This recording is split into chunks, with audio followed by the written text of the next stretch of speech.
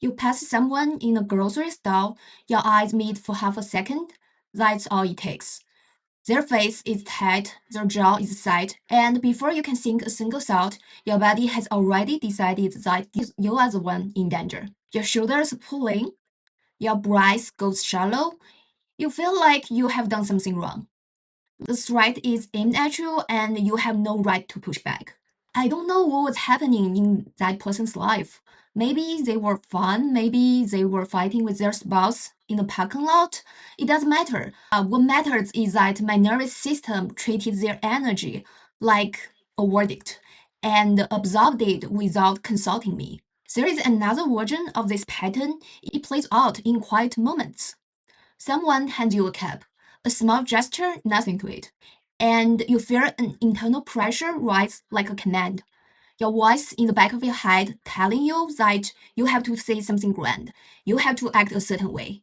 Your shoulders drop, your breath goes tight, your tongue goes rigid, your hand reaches for the corner of your coat and grasps it.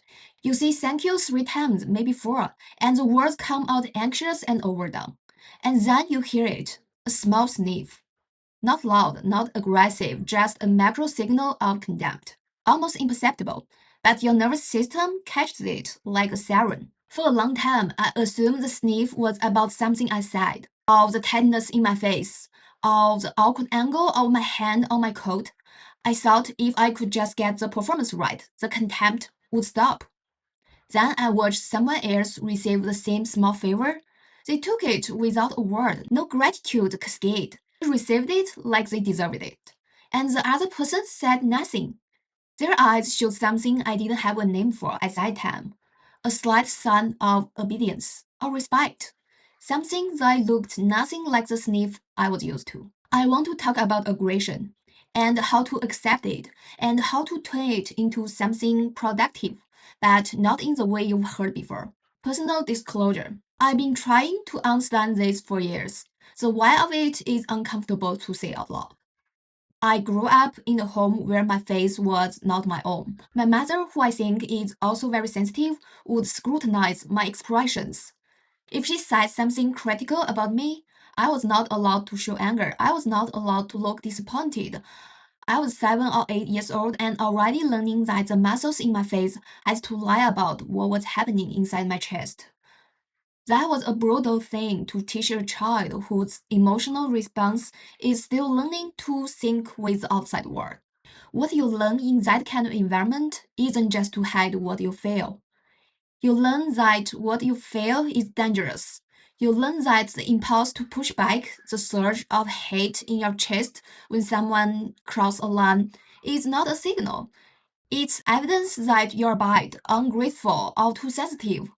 So you clamp it down, and you keep clamping. And after enough years, you don't even fear the clamp anymore. You just fear the freeze, the shame, and the exhaustion. And something else happens that nobody talks about. When you cannot exercise your own right to push back, you also cannot exercise your own right to simply receive. The same circuit that lets you say no is the circuit that lets you take a cup from someone's hand without performing. Without the internal permission to defend yourself, every exchange becomes a test that you might fail.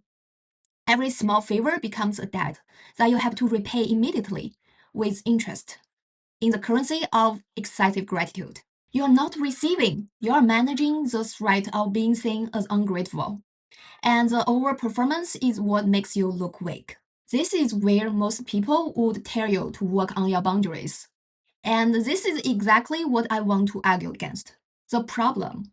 Search how to set boundaries and you will find the same list recycled across 1,000 articles and Instagram carousels.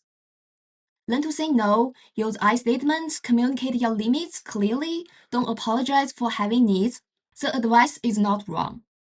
It's coherent, it's actionable. If you do it correctly, people will respect you more and you will feel less resentful. Here is what that advice quietly assumes, that when you say no, your body will back you up. That when you stay a limit, some part of you already knows the limit is legitimate. The feeling of being entitled to protect yourself is already installed, like a factory setting, and you just need the right script to activate it. I don't think that's true for a lot of people. That isn't true for me. If your reactive aggression circuit was broken in childhood, the problem isn't that you don't know the right words. The problem is that the words have nothing underneath them. You can say I'm not comfortable with that perfectly, with the right tone at the right moment, and still feel like you're lying. Still feel the hollowing out in your stomach afterward. Still replay the conversation for 3 days, wondering if you were too harsh. But it goes further than that. The same void that makes your boundaries feel hollow is what makes your gratitude feel desperate. You cannot say a clean no because you were never allowed to feel entitled to protect yourself. And you cannot receive a clean yes because you were never allowed to feel entitled to take up space. Every exchange, whether you are giving or receiving, passes through the same broken filter. The same question runs underneath. Am I allowed to be here? Gabor Maté writes about this in Scattered Minds. He describes the sensitive child, the one who is exquisitely attuned to the emotional environment, who learns to suppress her own response because expressing them threatens the relationship with the parent. The child who's not allowed to show anger on her face. The child grows up with a nervous system that treats a surgeon as danger, not immediately, not as a mindset issue, as a physiological threat response that hijacks the body before the thinking brain can intervene. And the same child grows up with a nervous system that treats receiving as danger. Because receiving is a claim.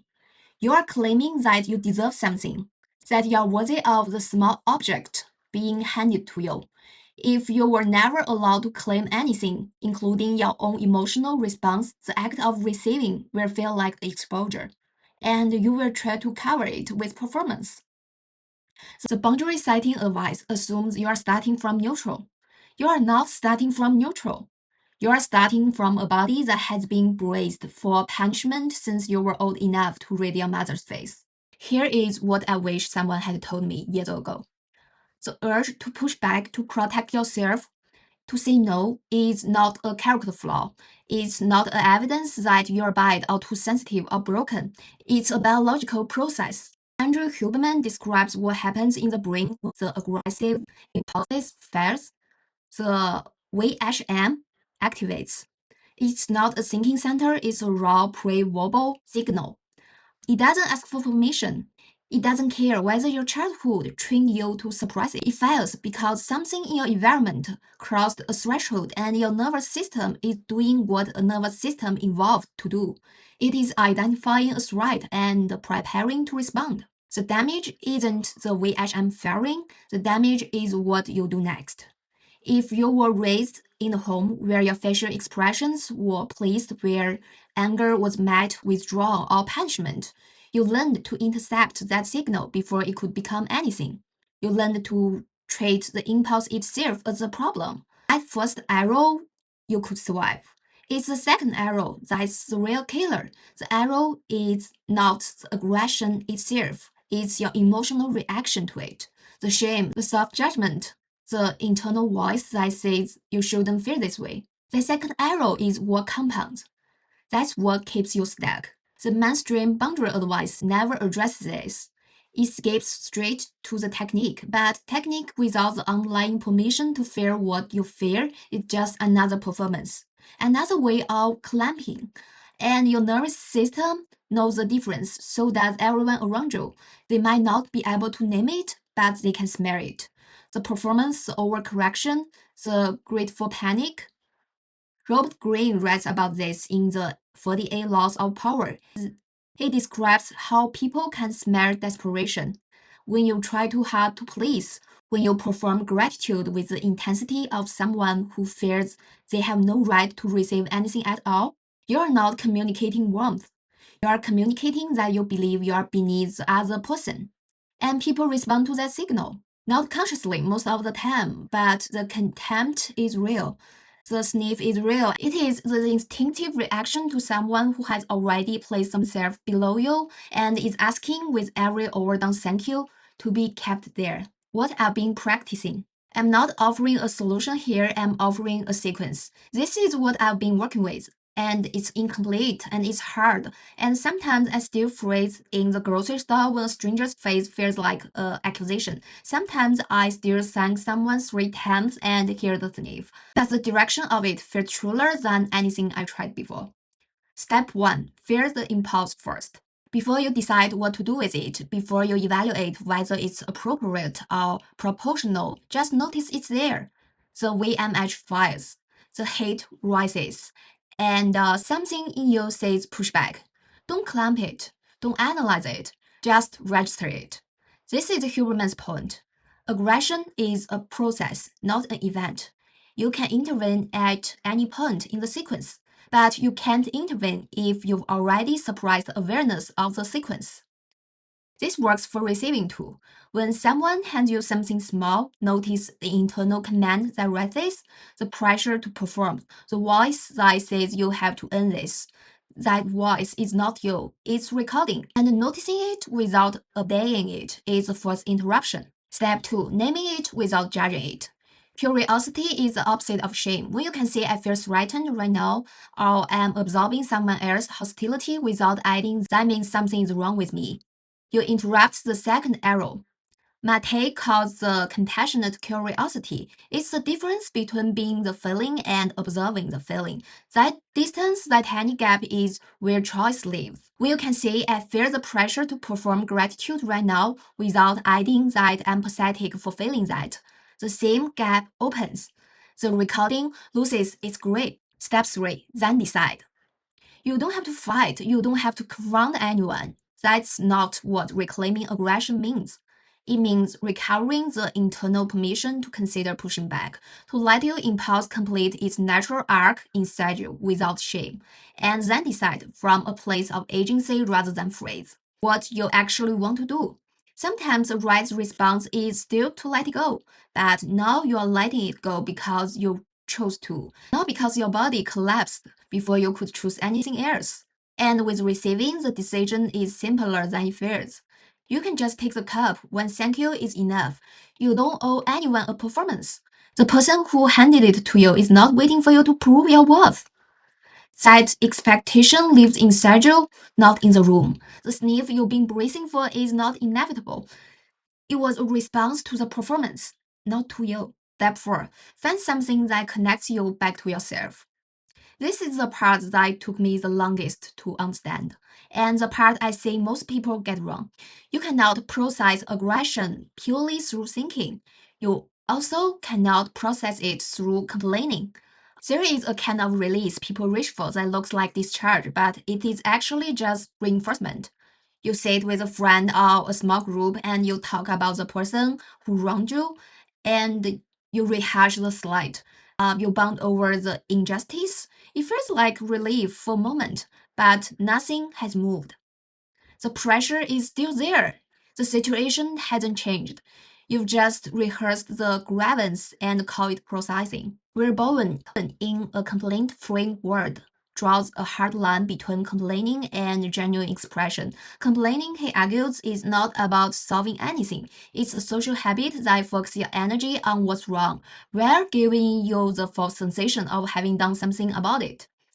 The more you complain, the more you train your brain to scan for what's dissatisfying, and the less capable you become of taking real action. You drain the pressure without ever converting it into something. The discharge that actually works is the opposite of that. It's something that makes you feel happy and connected from the bottom of your heart, not validated in your resentment. For me, it's a bike that rode the weight of my own body moving through space at speed. When I ride, the tension that I accumulated from a day of absorbing other people's energy finds somewhere to go. It doesn't disappear. It's an outlet that leaves me more myself, not less. For someone else, it might be music, or cooking, or working with their hands, or sitting alone somewhere growing. The test isn't whether it distracts you, the test is whether afterward you feel more capable of engaging with what's real, rather than more entrenched in what's wrong. Maté says something similar in his chapter on self-parenting. Creative expression, time in nature, activities that reconnect you to your own aliveness These aren't villainous cliches, they are release valves for a nervous system that learned to hold pressure it was never meant to hold.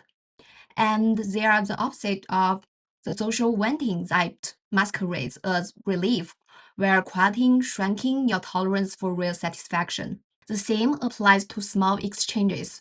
When you stop performing gratitude and start simply receiving, something in your body learns that it's allowed to take up space, that it does not have to earn every small kindness with a flood of repayment.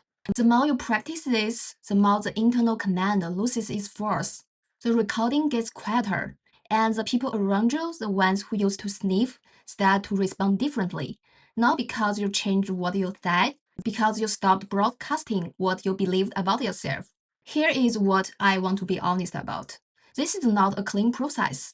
Some days I get it right and feel something shift. Other days I'm right back in the old pattern, absorbing, freezing, replaying, saying thank you too many times, hearing the sniff. The difference now is that I can see the pattern, where it's happening, sometimes for a second, and that second, that tiny gap between the impulses and the clamp is where the rewiring happens. I think this is part of why so many people who do boundary work still feel unsatisfied. They learn the scripts, they practice the technique, they do everything right on the outside. But underneath, the old circuit is still running. The body still braces. The impulse still gets intercepted before it can become a felt right. The gap between what they're doing and what they actually feel grows wider. Boundaries won't fix you if you haven't first reclaimed the right to feel what you are setting the boundary about, and you won't stop performing gratitude until you've reclaimed the right to simply be there, receiving, without earning it. If you grew up learning that your face had to lie, that your anger was too much, the priority isn't technique. It's permission to feel the impulse without shame, permission to let it move through you without judgment, to decide from a body that trusts itself, permission to take the cup and see nothing more than what the moment actually asks for. The inside doesn't fix the inside, but the inside can learn slowly through repeated small contact with what is never allowed to fail, that the impulse was never the danger. Suppression was, the performance is.